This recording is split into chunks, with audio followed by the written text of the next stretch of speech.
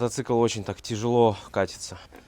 Что мы здесь видим? Внутри двигатель очень чистый. А что если мы сейчас сделаем смертельный номер? Ну, я надеюсь, не смертельный. Это я так оговорился. Заведем и посмотрим.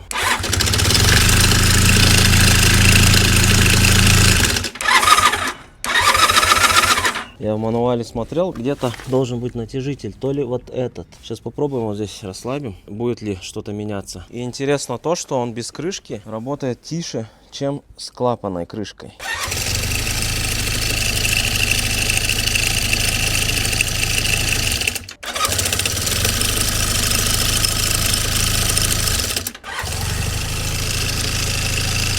Нет, звенит. Допустим ли такой люфт? Мне кажется, нет. Так, друзья, чуть-чуть потянул цепь.